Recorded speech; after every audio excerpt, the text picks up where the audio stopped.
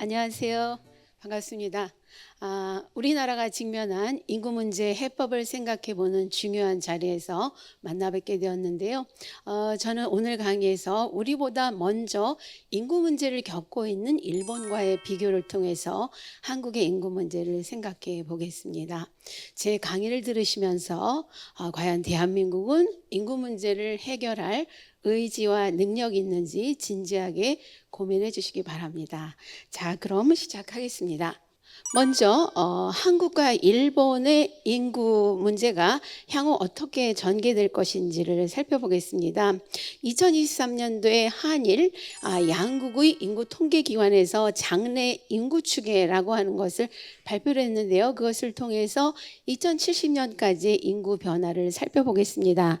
제가 그와 관련된 내용 이렇게 간단하게 정리를 해 보았습니다. 먼저 일본의 경우 일본은 1990년도부터 90년대부터 고령화가 빠르게 진행되어서 2005년도에 유럽의 선진국을 앞질러서 세계에서 가장 고령자 비율이 높은 나라가 되었습니다.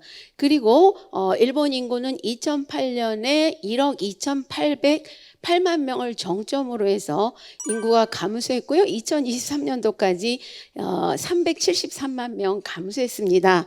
이 감소수도 크지만 앞으로 인구 감소수가 더욱 커지게 되고요. 그 다음에 2070년까지 일본에서는 유소년 인구가 크게 감소하고 또 생산 연령 인구가 크게 감소합니다. 그리고 고령 인구는 정체 상태를 나타냅니다. 반면 한국은 어떨까요? 한국은 아직까지는 고령자 비율이 일본보다 낮습니다만은 향후 빠르게 고령화가 진행되어서 2045년도에 일본을 앞질러서 세계에서 가장 고령자 비율이 높은 나라가 됩니다. 그리고요, 한국도 2020년에 피크를 인구가 정점을 찍고 이제 감소로 돌아섰는데요. 아직까지 감소수는 적습니다만 향후 인구 감소 속도가 매우 빨라지게 됩니다. 그래서 2070년도까지 한국에서 일어나는 것은 유소년 인구의 급감, 생산 연령 인구의 급감이고요, 고령 인구의 급증입니다. 이런 점에서 일본이 고령화라고 하는 터널의 중간 지점을 지금 통과하고 있다. 이렇게 본다면은요, 한국의 인구 위기는 이제 막 시작된 초입 단계이다. 이렇게 보시면 되겠습니다. 자, 제가 지금 말씀드린 내용을 그래프를 통해서 확인을 해보겠습니다. 이 총인구의 변화인데요. 제가 양국의 인구 규모가 다르기 때문에 2020년에 총인구를 100으로 놓고 향후 어떤 추이를 보일 것인가를 그래프로 표시를 했습니다. 지금 보시면은요, 한국과 일본 모두 다 인구가 감소합니다만 일본의 감소가 조금 더 높다라는 것 확인해 볼 수 있습니다. 자, 그리고요, 이번에는 연령별로 나누어서 인구 변화를 볼 텐데요. 0에서 14세 인구, 즉 유소년 인구의 변화입니다. 이것 보시면은 90년도부터 양국 모두 유소년 인구가 감소했지만 한국의 감소폭이 훨씬 크다라는 것 알 수 있고요. 2020년을 기준으로 해서 봤을 때도 한국의 유소년 인구의 감소 수준이 더 높다라고 하는 것 그래프를 통해서 확인해 볼 수 있습니다.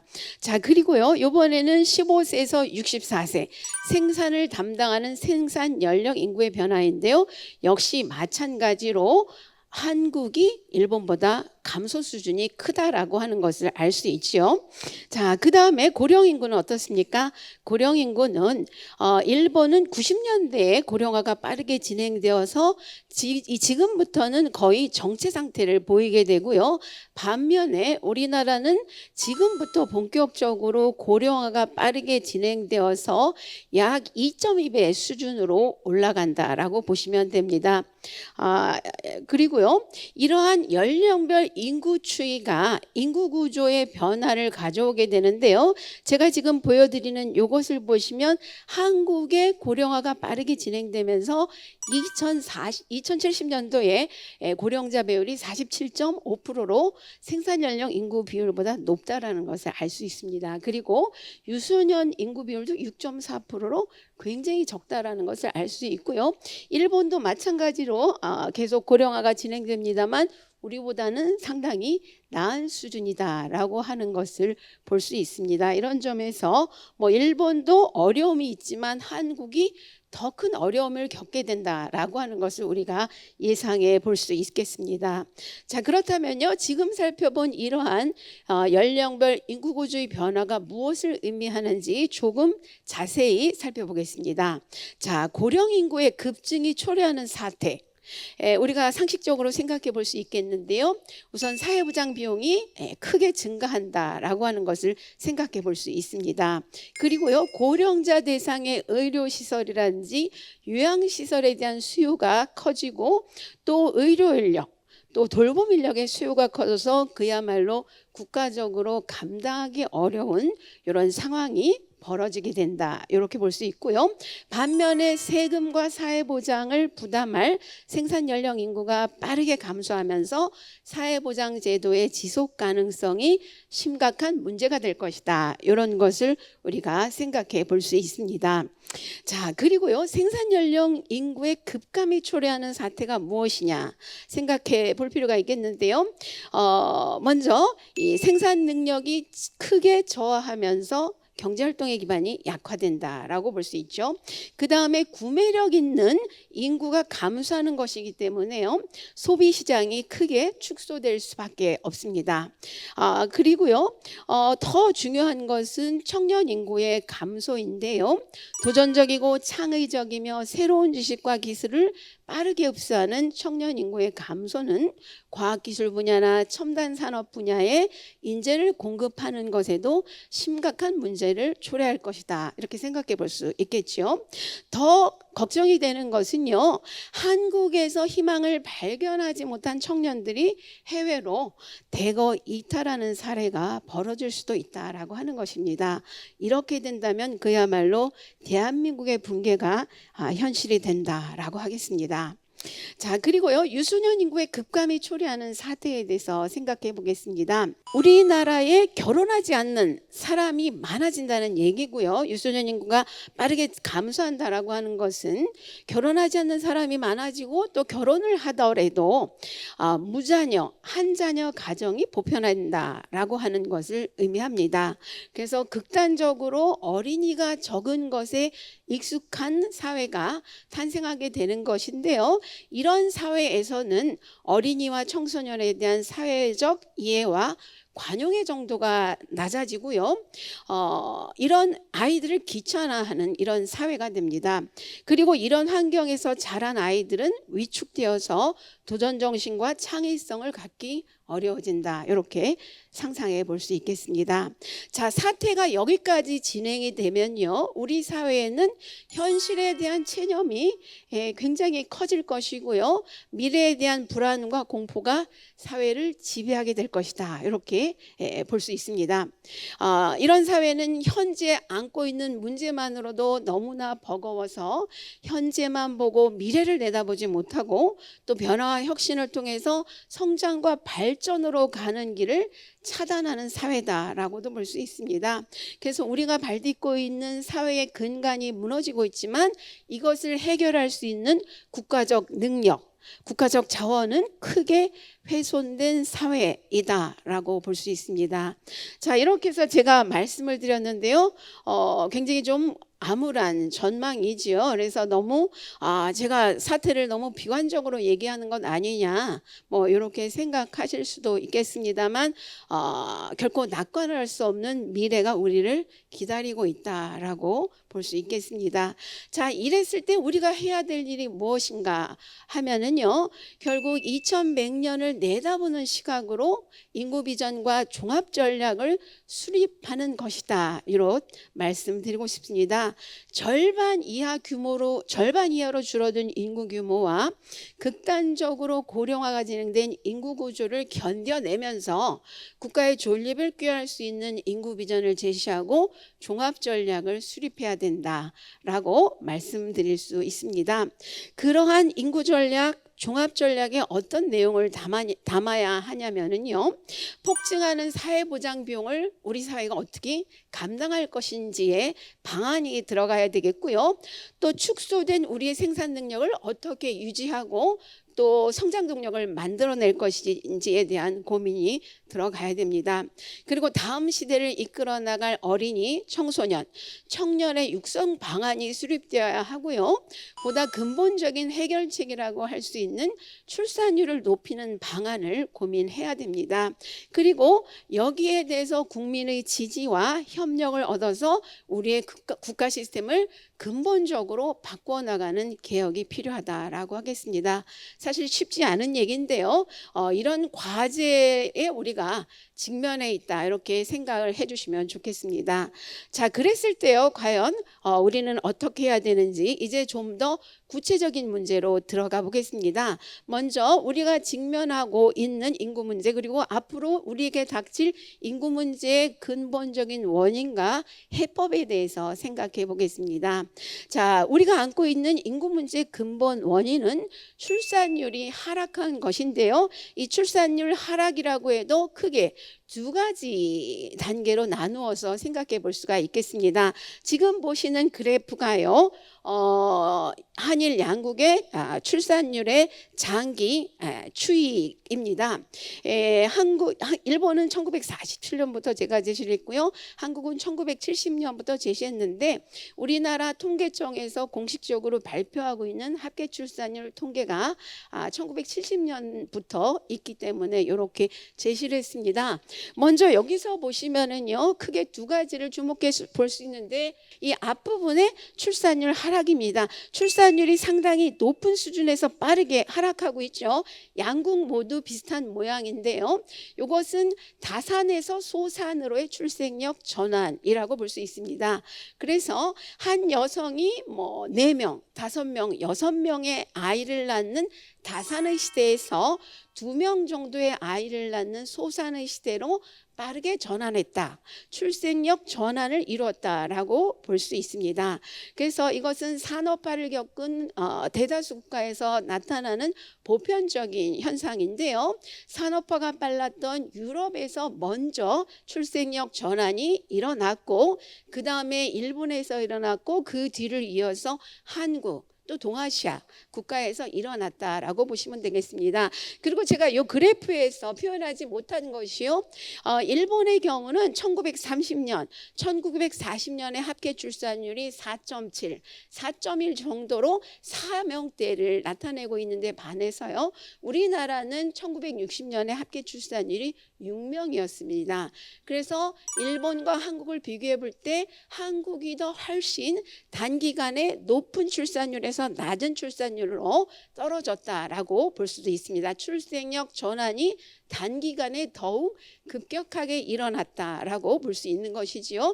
이것이 첫 번째 제가 이거 잘 모르겠. 첫 번째 출산율 하락이라고 한다면요, 두 번째 출산율 하락은 이 떨어진 이후에 계속 떨어지는 출산율 하락입니다. 그래서요, 우리가 인구 대체 수준이라고 해서 합계 출산율 2.1을 얘기하는데요. 이것은 부모 세대와 자식 세대가 같은 인구 규모를 유지할 수 있는 합계 출산율 수준입니다. 그래서 이 출산율이 빠르게 하락해서 2.1 정도로 떨어진 이후에도 계속해서 출산율 하락이 멈추지 않고 떨어지고 있는 것을 확인할 수 있죠. 그런데 어떻습니까? 한국과 일본을 비교했을 때 한국의 출산율 하락이 더 크다라고 하는 것을 볼 수 있는 거죠. 특히 2000년 이후에 일본보다도 항상 출산율이 낮다라고 하는 것을 확인해 볼 수 있습니다. 이렇게요, 한 사회가 높은 출산율에서 낮은 출산율로 빠르게 떨어지면 어떤 일이 벌어지는가 하면요, 필연적으로 급속한 고령화와 대규모 인구 감소를 초래한다라고 볼 수 있습니다.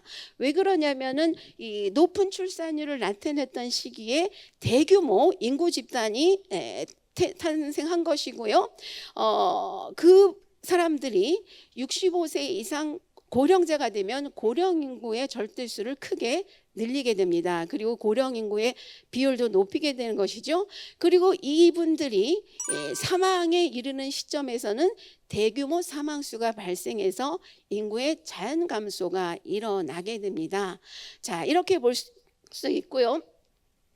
그래서 일본의 경우에 1947년에 태어난 출생아 수가 268만 명이고요. 이분들이 65세가 되는 2012년도에 태어난 출생아 수가 104만 명 정도 됩니다. 그러니까 그 차이만큼의 고령화 속도를 빠르게 하는 것이고 인구 감소의 속도를 빠르게 하는 것이다. 이렇게 보시면 되겠죠. 그래서 이 그래프를 통해서 일본의 인구 문제가 왜 우리보다 먼저 일어났는지를 알 수 있는 거죠. 이 출생력 전환이 우리보다 25년, 30년 먼저 일어났다라고 하는 것이 일본이 인구 문제를 우리보다 먼저 겪고 있는 것이고, 다만 향후에 우리의 인구 문제가 더욱더 일본보다 크다라고 하는 것을 이 출산율 하락의 모양에서 우리가 확인해 볼 수 있겠습니다. 자, 이렇게 해서요 출산율이 빠르게 떨어지는 것을 확인을 했는데요. 지금 보여드린 합계 출산율은 미혼자와 기혼자를 구분하지 않고 산출한 수치이기 때문에요. 출산율 저하가 기혼 부부의 자녀수 감소로 인해서 발생한 것인지 미혼자가 늘어서 발생한 것인지를 구별할 필요가 있습니다. 그런데 한일 양국 모두 미혼자의 증가가 출산율 하락의 주된 요인이다라고 볼 수 있습니다.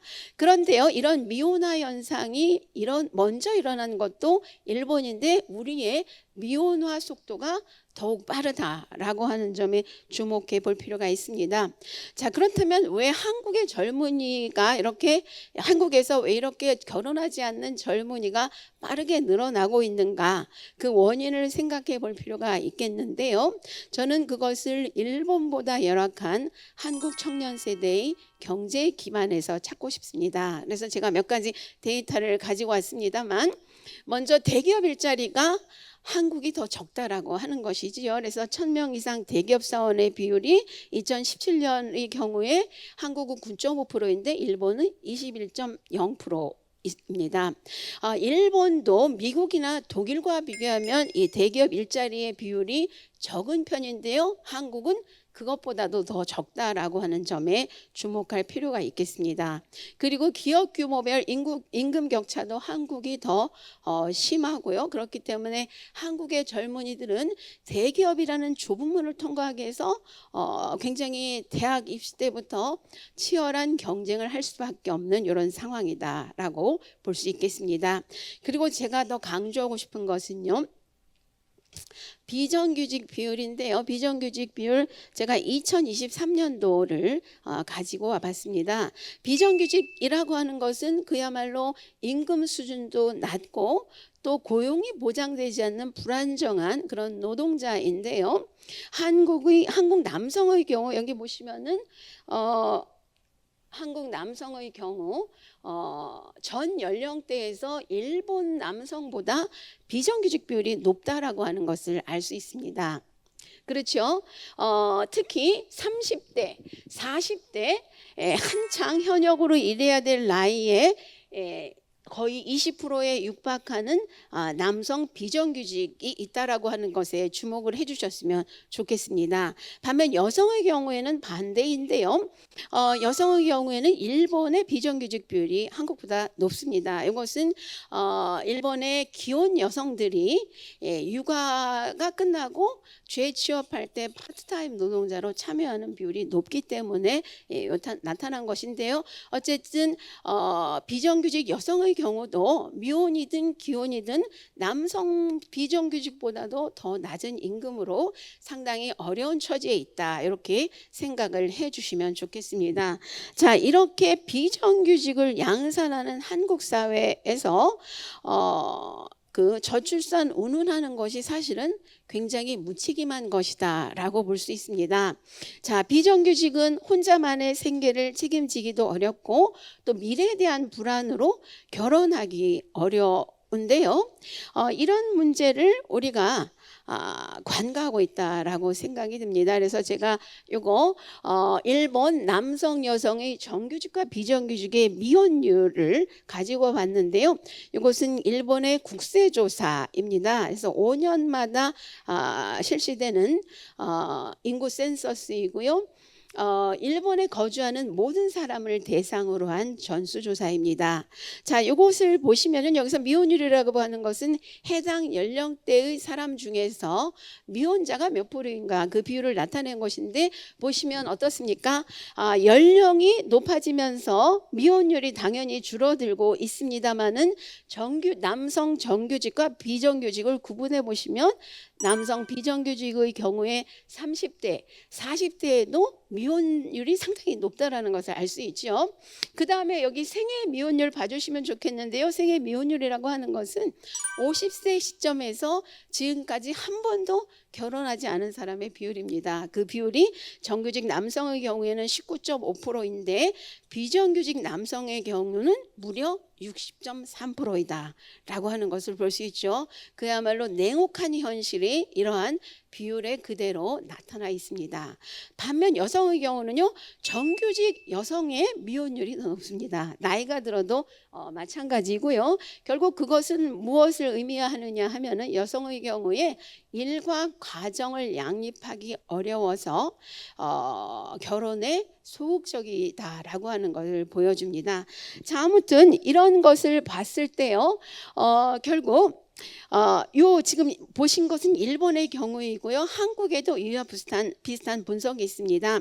한국경제연구원이 2022년도에 발표한 분석에 따르면요, 정규직의 결혼 확률은 비정규직의 1.65배, 또 출산 확률은 1.89배가 된다는 그런 분석 결과를 내놓은 바가 있습니다. 그래서 한일 양국 모두 이런 상황이 벌어지고 있다. 그야말로 정규직과 비정규직은 고용 신분제가 되어서 결혼할 수 있는 청년과 그렇지 않은 청년을 나누고 있다라고 생각하시면 되겠습니다. 이렇게 청년 세대를 가르는 양극화는 저출산 문제 해결을 불가능하게 한다라고 생각해 볼 수 있습니다. 우리 사회의 양극화가 심각한데요. 특히 청년 세대의 양극화로서 부모의 사회 경제적 능력이 교육 격차를 낳고 또 교육 격차가 입학하는 대학을 결정하고 또 이런 격차가 다시 취업 격차, 소득 격차, 또 가족 형성의 격차, 자산 격차로 이어지고 있습니다. 그래서 이런 구조적인 문제를 해결하지 않는 한 저출산 문제 해결도 어렵다. 이런 말씀 드립니다. 자, 제 이야기가 어떻게 좀 설득력이 있는지 모르겠네요. 자, 이렇게 해서 우리 인구 문제의 원인에 대해서 생각해 보았고요. 자, 이제 인구 문제의 구체적인 해법을 생각해 볼 시간인데요. 저는 제가 일본 사회를 오랫동안 관찰하면서 우리보다 앞서 있다라고 하는 대응을 소개해 보겠습니다. 그래서 우리 일본 사회의 대응에서 배울 수 있는 점을 말씀드리고자 하는데요. 크게 5가지로 정리를 해서 말씀드리겠습니다. 자, 먼저 일가 가정의 양립이 가능한 사회를 추구한다라고 하는 것입니다. 이것은 우리 정부도 추구하고 있는 바입니다만 그래도 일본이 우리보다 앞서 있다라고 하는 점입니다. 자, 근로방식 개혁을 통해서 일가정 양립을 추진하고 있는데요. 근로방식 개혁의 핵심은 장시간 노동 해소, 또 동일노동, 동일임금 실현을 위한 비정규직의 처우 개선입니다. 그리고요, 다양하고 유연한 근로 방식을 추진한다라고 하는 것입니다. 특히요, 여기서 중요한 것이 동일노동, 동일임금을 위한 법 개정이 되겠습니다. 요거 아직까지 우리 사회에서는 이슈가 되고 있지 않는데요. 일본은 2021년도에 전면적으로 시행을 하고 있습니다. 그 핵심 내용 말씀드리면은요, 이것은 같은 기업 내에서 고용 형태에 따른 불합리한 대우 격차를 금지한다라고 하는 것입니다. 즉 쉽게 말하면 정규직이냐 비정규직이냐에 따라서 이 대우 격차를 해서는 안 된다라고 하는 것입니다. 즉 동일 노동을 할 때라는 것이 있고요. 자, 그랬을 때 이 대우 격차라고 하는 것은 임금만 들어가는 것이 아니고요. 휴가나 복리후생, 교육훈련 등도 포함됩니다. 그래서 이런 차별이 있어서 노동자가 거기에 대해서 이의를 제기했을 때 사업주는 거기에 대한 근거를 설명해야 하는 의무가 있습니다. 만약 합리적인 근거를 제대로 설명하지 못하면 재판에서 패소할 수 있습니다. 이미 일본에서 이러한 재판 사례가 축적되고 있기 때문에요. 이런 제도 개정이 비정규직의 처우를 개선하는 데 중요한 역할을 할 것으로 생각합니다. 그리고요, 관할 기관인 후생노동성도 여기에 대해서 적극적으로 나서고 있습니다. 그래서요, 이 후생노동성 홈페이지에 들어가 보면 동일노동 동일임금 특집 페이지라는 것을 개설해서 널리 홍보를 하고 있고요. 또 그다음에 동영상, 유튜브 동영상도 만들어서 널리 홍보를 하고 있습니다. 그리고요, 이 모범기업 사례를 수집해서 이런 동일노동 동일임금 관행을 확산시켜 나가려는 노력을 하고 있습니다. 이런 점에서 상당히 적극성을 보이고 있고 이것이 분명 비정규직 노동자의 처우 개선을 하는 데 큰 역할을 할 것이다 라고 예상해 볼 수 있겠습니다. 이런 점에 있어서 우리보다 앞서 있고요. 자, 그 다음에 두 번째 제가 강조하고 싶은 것은 일본은 기업이 저출산 문제 해결에 나서고 있다라고 하는 것입니다. 일본의 대표적인 경제단체로서 이 경단련이라고 하는 단체가 있습니다. 게이단렌이라고 하는 단체가 있는데요. 여기서는 지금까지 저출산에 대한 입장을 여러 차례 발표해 왔습니다. 그 입장의 핵심은 뭐냐면요. 저출산은 기업의 생산 능력을 훼손하고 소비 시장을 축소하는 중대한 사태이기 때문에 기업이 나서서 비용을 부담하고 해결에 나서야 된다라고 하는 이런 입장입니다. 그리고 이런 입장들을 회원 기업들에게 널리 알려서 이끌어 나가고 있다. 이렇게 보시면 되겠습니다. 그리고 일본의 개별 기업은 육아 지원을 위한 이 어린이 육아 거출금이라는 세금을 부담하고 있고요. 이미 수십 년째 부담하고 있습니다. 이것은 아동 수당을 지원하는 데 들어가는 그런 돈이 되겠습니다. 그리고 근로방식 개혁에도 적극적으로 나서고 있다라고 볼 수 있습니다. 자, 그리고요, 또 제가 소개해드리고 싶은 것은 일본의 개별 기업들이 나서서 지방 살리기를 하고 있다라고 하는 점입니다. 지방 살리기에 도움을 주고 있다라고 하는 것입니다. 자, 그래서 제가 시간 관계상 세 가지 기업 사례만 가지고 와봤는데요. 임업과 주택건설업의 대기업이라고 할 수 있는 스미토모 임업이라는 기업에서는 여러 지자체와 협약을 맺어서 목재 산업의 성장 추진을 위해서 ICT의 활용이라든지 임업기계의 도입, 또 목재 상품 개발, 또 인재 육성을 지원하고 있습니다. 쭉 지금까지 오랜 기간에 걸쳐서 쭉 지원하고 있는 것을 볼 수 있고요.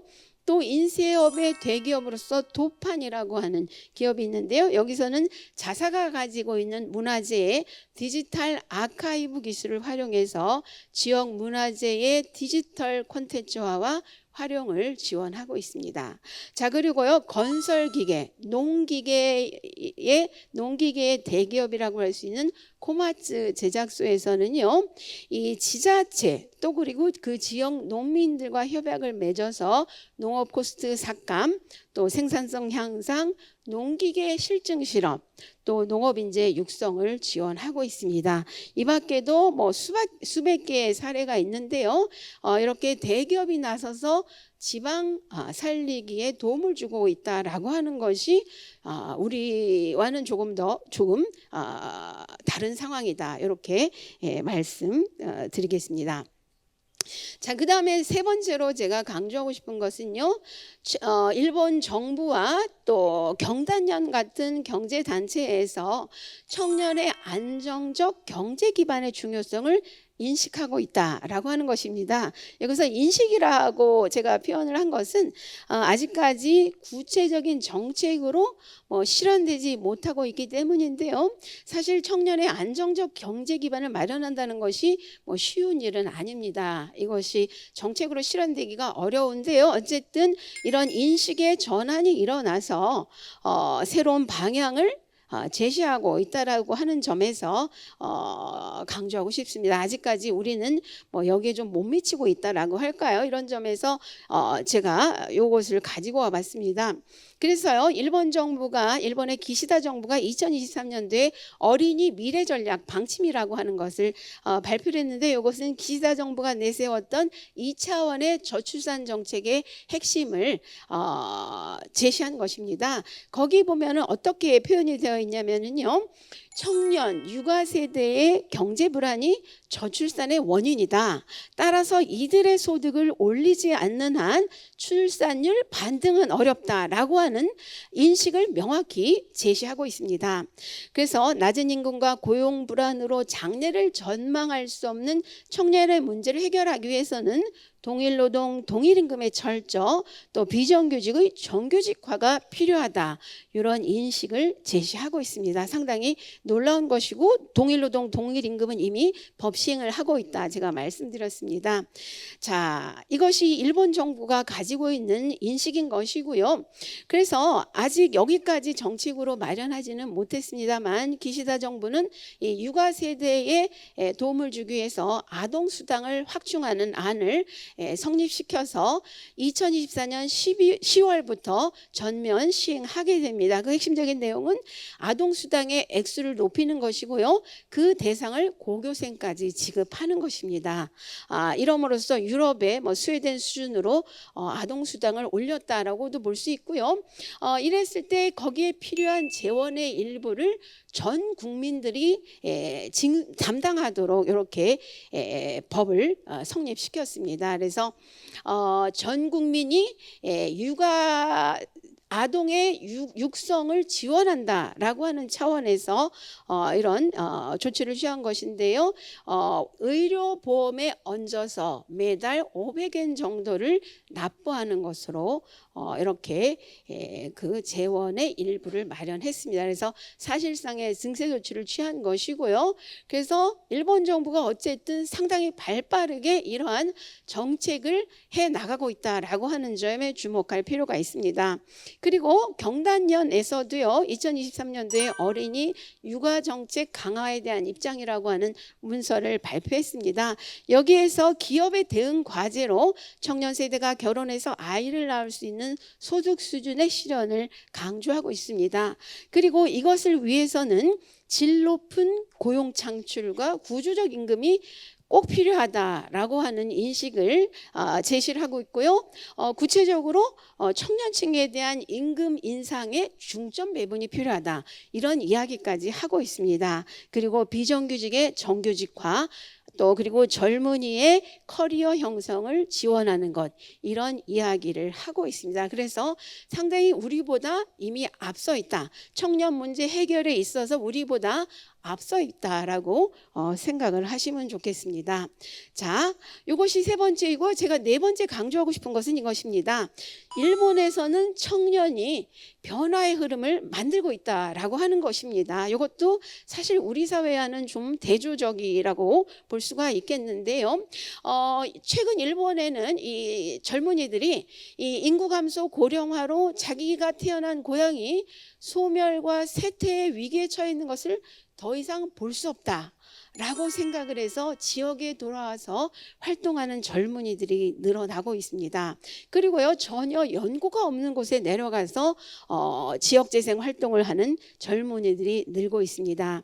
그리고 도시에서의 경쟁적인 삶이 싫어서 시골로 내려오는 청년도 늘어나고 있고요. 이런 청년들이 일정 규모를 형성하면서 변화와 혁신의 새로운 흐름을 만들고 있다, 이렇게 볼 수 있겠습니다. 자, 여기에도 수많은 사례가 있는데요. 제가 시간 관계상 두 가지 사례만 가지고 왔는데요. 하나는 이 동북지방, 도호쿠 지방의 이와테현 리쿠젠 다카다시에서 활동하고 있는 미치 슌스케라고 하는 분입니다. 이분은 대학생일 때 동일본 대지진의 부흥 지원을 위해서 자원봉사자로 갔다가 거기서 시민활동을 하면서 정착한 사람인데요. 지금까지 여러 시민단체의 대표를 지냈고 또 대학에서 강의도 했고 시의원도 역임을 했고 지방정부의 부대표도 역임했습니다. 그래서 지금까지 열심히 활동하고 있는 이런 분이고요. 또 한 사례는 이 지역 살리기 추진기구 고유재단 대표 사이토 주니치 씨입니다. 이분은 규슈 지방의 미야자키현의 신도미초라고 하는 조그만 지역에서 활동을 하고 있는데요. 원래는 미국 실리콘밸리의 IT 기업에서 마케팅 디렉터를 했다라고 합니다. 그러다가 내가 가진 역량을 뭔가 지방 살리기에 쓰고 싶다라고 해서 전혀 연고가 없는 신도미초에 오게 된 것이고요. 그래서 여러 다양한 활동들을 했습니다. 그리고요, 이 수익을 창출하는 농업, 돈 버는 농업이라는 것을 캐치프레이즈로 내걸어서 여러 상품들을 개발했는데요. 이 한 송이에 천행하는 열대과일 리치를 발매해서 큰 리치죠. 리치를 발매해서 굉장히 인기를 얻었다라고 합니다. 그리고요, 청년들을 지역으로 불러들여서 이 창업의 지식이나 노하우를 전수하는 창업교실도 열심히 운영하고 있습니다. 이런 것을 통해서 청년 기업가들을 육성하는 것이고요. 그런 청년들이 또 다른 지방에 가서 활동하고 있습니다. 이런 사례를 이 사이토 주니치 씨 뿐만 아니라 다른 여러 활동가를 통해서 확인해 볼 수 있고요. 그래서 일본에서는 이 청년들이 지방에서 변화와 혁신의 흐름을 만들어내고 있다라고 하는 것이 상당히 우리와는 다른 상황이다라는 것 강조하고 싶습니다. 그리고요, 청년들이 이렇게 지역에 내려가기 쉽도록 도와주는 제도가 있는데요. 이것이 바로 지역 살리기 협력대라고 하는 제도입니다. 이것은 일본의 총무성이 2009년도부터 지금까지 꾸준히 실시하고 있는 사업인데요. 청년이 과소 지역에 들어가서 최장 3년간 거주하면서 지역 살리기 활동에 참가하면 활동비를 주는 것입니다. 월급으로 이것을 주는 것인데요. 그렇기 때문에 청년의 입장에서는 안심하고 그 지역에 가볼 수 있는 것입니다. 그래서요, 상당히 많은 청년들이 이런 제도를 통해서 지역에 들어오고 있고요. 최근에는 이것이 좀 더 조직화돼서 처음부터 아예 그 지역 살리기 협력대를 선발할 때 창업 아이템이랄까, 창업 발표를 해서 청년들을 채용하고 그 청년이 지역에서 활동을 하면서 창업할 수 있도록 준비를 시켜주는 식으로 한 단계 더 조직화되어 있다, 이렇게 볼 수 있습니다. 자, 그랬을 때요, 2022년도 기준으로 전국에서 6,447명이 지역살리기 협력대원으로 활동하고 있습니다. 그 숫자가 결코 적은 것이 아니지요. 자, 그런데요, 총무성에서는 2026년까지 10,000명으로 늘리겠다라고 하는 목표를 내세우고 있습니다. 그리고 대원의 70%가 20대, 30대이고요. 그리고 활동한 대원 중 65%가 임기가 끝나고 그 지역에 거주를 하는 것으로 이렇게 나와 있습니다. 이런 면에서 상당히 청년이 지방 살리기에 나서고 있다, 이런 것을 우리가 확인해 볼 수 있고요. 자, 마지막으로 제가 말씀드리고 싶은 것은 일본에서는 이 고령화가 진행되는 가운데 고령 세대의 지혜와 기능, 자산을 청년 세대가 계승하도록 도와주는 제도, 시스템을 만들고 있다라고 하는 것입니다. 자, 우리에게는 아직 조금 먼 이야기처럼 들릴 수도 있겠지만은요, 고령화가 계속 진행되고 또 사망자가 늘어나게 되면은 고령자가 가지고 있는 지혜와 기능뿐만 아니라 자산을 어떻게 다음 세대로 승계시킬 것인가가 굉장히 중요한 과제가 됩니다. 그래서 일본에서는 현재 휴게자 부재로 폐업하는 기업이 상당히 많은데요. 2025년이 되면 그 숫자가 127만 개가 될 것으로 예상이 됩니다. 엄청난 숫자인 거죠. 127만 개 중소기업 내지 개인 사업자가 경영을 계승할 사람이 없어서 후계자가 없어서 폐업을 한다라고 하는 이런 예상치가 있습니다. 자, 그랬을 때 중소기업도 여기에 발빠르게 대응을 해서 기업 간 인수 합병, 승계를 지원하고 있는데요. 그렇지만 규모가 너무 작아서 인수 합병의 대상이 되지 않는 그런 기업도 많습니다. 그랬을 때 개인이 플랫폼을 운영을 해서 중개하는 이런 사이트도 운영을 하고 있는데요. 제가 찾아보니까 지역 살리기 협력 대원이었던 아사히 가츠토시 씨가 이 플랫폼을 만들어서 운영을 하고 있는데 상당히 활발하게 진행되고 있습니다. 이분은 인구 5만 명 이하 지자체와 협력해서 소기업 간의 승계를 중개하는데요. 결국 이 얘기는 뭐냐면은 이 기업 계승도 사실은 지방의 쇠퇴와 소멸과도 밀접하게 관련이 있다라고 하는 것입니다. 지방에서 그 소기업들이 무너졌을 때 지방의 쇠퇴와 소멸이 더욱더 과속화되는 측면이 있습니다. 그래서 지자체도 여기에 적극 나서고 있는 것이고요. 근데 제가 그 사이트에 들어가서 이런저런 사례를 쭉 봤더니 어떤 흥미로운 사례가 있었냐면요. 내 기업이랄까요? 내 가업을 승계하지 않아도 좋으니까 인수하지 않아도 좋으니까 내가 가지고 있는 기술이나 맛의 비법을 무료로 제공해 주겠다. 이런 케이스가 상당히 많았습니다. 그래서 상당히 흥미로웠는데요. 결국 그것은 자신이 오랜 기간에 걸쳐서 일궈온 기술이나 맛의 비법이 사장되는 것이 안타까워서 다음 세대로 전수하려고 하는 것이다 라고 볼 수 있습니다. 그래서 청년 세대가 고령 세대의 이런 것들을 잘 활용한다면 새로운 기회가 될 수 있고 또 지방 살리기에 어떤 동력이 될 수 있다 이렇게 봅니다. 그리고 일본에서는요, 고령자와 사망자 수가 빠르게 증가하는 가운데 소유자를 알 수 없는 토지가 규슈 지방의 면적보다 더 크다라고 하는 조사 결과가 있습니다. 이것은 이제 소유자 불명 토지라고 하는데요. 이것이 앞으로 더욱 늘어나서 2040년이 되면은 홋카이도 면적만큼 늘어날 것이다라고 하는 이런 분석 결과도 있습니다. 그래서 상당히 일본도 이런 문제가 중요해지는 것이고요. 결국 이것을 해결하는 방법은 빈집이나 빈터로 놔두고 활용하지 않는 자산의 비용 부담을 높이는 것입니다. 보유세를 높인다든지 이런 식으로 해서 다음 세대로 자연스럽게 넘어갈 수 있도록 하는 것이 필요하고요. 꼭 소유가 이전되지 않더라도 소유와 이용을 분리해서 귀중한 자원을 도전정신과 열정 있는 청년이 생산적이고 효율적으로 이용할 수 있도록 제도와 시스템을 정비하는 것이 필요하다라고 하겠습니다. 그래서 일본 정부도 여기에 발빠르게 나서고 있고요. 그래서 우리도 장차 이런 문제가 현실적인 문제가 될 수 있다라고 봅니다. 이런 차원에서 제가 말씀을 드렸습니다. 자, 이렇게 해서 일본 사회의 대응에서 배울 수 있는 것 5가지 말씀드렸고요. 이제 마지막으로 제 이야기를 이제 정리해야 되는데요. 저는 지금 당장 실천해야 되는 우리 정부와 기업, 국민의 사회적 책무에 대해서 말씀드리고 싶습니다. 정부, 기업, 국민 모두 저출산 문제 해결의 주체라고 볼 수 있고요. 각자의 위치에서 할 수 있는 일들을 해 나가야 된다라고 생각합니다. 먼저 정부의 경우 2100년을 내다보는 국가 비전을 제시해야 된다. 그래서 인구 위기 극복을 최우선의 과제로 설정하고 국가의 존립과 발전을 꾀하는 국가 비전을 제시해야 되고요.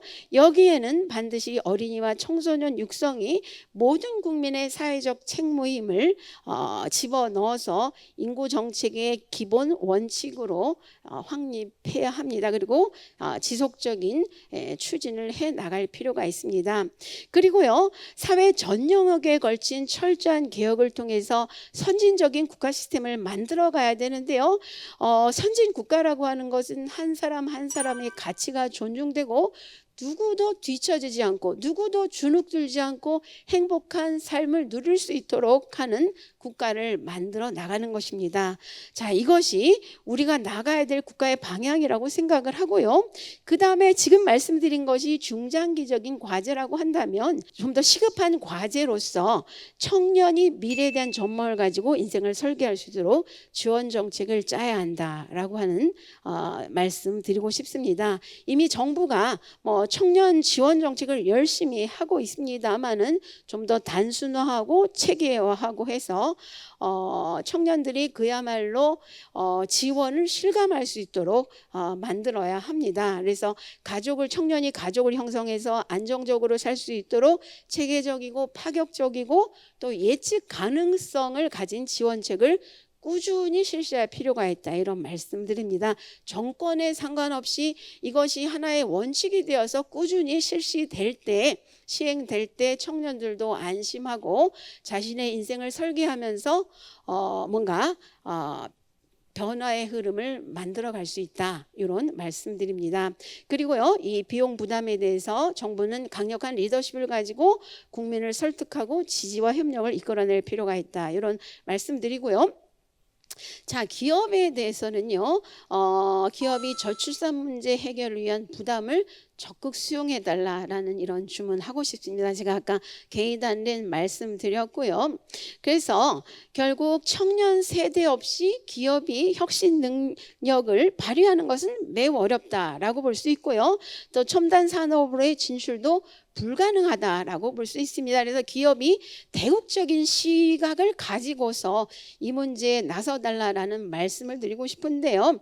그야말로 일가정 양립이 가능한 이런 근로환경 또 인사제도를 만들어주시고 사람을 적극적으로 키워내는 이런 정책을 취해주시고, 이런다면은 또 비정규직의 정규직 전환도 기업이 적극적으로 나서준다면은 뭔가 이 저출산 문제 해결에도 큰 변화가 있을 것이다. 저출산 문제에도 큰 변화가 있을 것이다 라는 말씀을 드리고 싶고요. 또 하나는 이 대기업의 역할인데요. 대기업이 중소기업과 함께 성장하고 지방이 발전할 수 있도록 역할을 해달라라는 그런 말씀 드리고 싶습니다. 우리나라가 진정한 선진국이 되기 위해서는 고용의 80%를 담당하는 중소기업의 역량 강화, 혁신 능력 강화가 필요하고요. 이런 부분에 있어서 대기업이 중소기업의 연구 개발을 지원한다든지요. 또 공정하고 적정한 거래 관행을 확립해서 중소기업도 지금보다 훨씬 성장할 수 있도록 도움을 주시면 좋겠다, 이런 말씀드리고 싶고요. 또 일본 기업 사례에서 보듯이 대기업이 가지고 있는 역량 자원을 지방 살리기에 활용한다면 우리의 지방 문제도 더욱 개선이 있지 않을까, 이런 생각을 말씀드립니다. 자, 그리고 마지막으로 국민의 책무인데요. 가장 중요한 것은 결국 인구 위기 극복을 위한 부담을 우리가 받아들이자라고 하는 것입니다. 그래서 소멸 위기를 피해갈 수 있는 대한민국의 국민은 아무도 없는 것이고요. 자, 그래서 위기 극복을 위한 비용 부담을 기꺼이 받아들이고 또 공동체를 위해서 내가 가진 것을 조금이라도 내놓으려는 자세가 필요하다라고 생각합니다. 많이 가지고 있는 사람은 좀 많이 내주시고 적게 가진 사람은 낼 수 있는 만큼 내주는 그런 것이 필요하고요. 이런 공동체의 기반 위에서 우리 국민들이 열정을 발휘할 수 있다라고 생각합니다. 그리고요, 제가 더 강조하고 싶은 것은 청년의 사회 참여와 발언권을 크게 높이자라고 하는 것입니다. 우리가 앞에서 보았듯이 고령 인구가 빠르게 증가하는데요. 이 고령 인구가 빠르게 증가한다고 하는 것은 고령자의 정치적 영향력이 커진다라는 것을 의미합니다. 그렇게 되었을 때요, 우리 사회에서 고령자의 이익에 반하는 개혁을 하기는 어렵습니다. 이미 일본에서 그런 것들이 확인되고 있고요.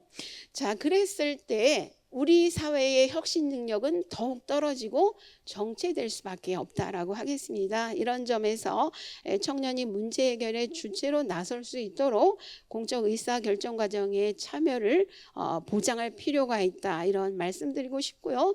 적어도 이제 유럽 선진국 수준으로 이 젊은 정치가들이 탄생해서 대한민국을 젊은 국가가 될 수 있도록 만들어야 합니다. 그래야 청년들도 뭔가 변화의 흐름에 동참을 해서 대한민국의 미래를 열어갈 수 있다라고 생각이 들고요. 또 청년 여러분들께서도 너무 사회탄, 구조탄, 환경탄만 하지 마시고 도전 정신과 열정, 또 우리의 공동체 헌신을 바탕으로 해서 뭔가 열심히 도전하고 노력하셔서 이 대한민국의 새 시대를 열어가 달라, 이런 부탁의 말씀드리고 싶습니다. 자, 그리고 마지막으로요, 정부에 대해서 압박과 감시도, 우리 시민사회가 정부에 대해서 압박과 감시도 철저히 하지만 또 적극적으로 협력해 나갈 필요가 있다. 이런 우리 모두의 노력이 있을 때만 우리의 인구 위기를 조금이라도 완화시킬 수 있다, 이런 말씀드리면서 제 이야기를 모두 마치겠습니다. 자, 고맙습니다.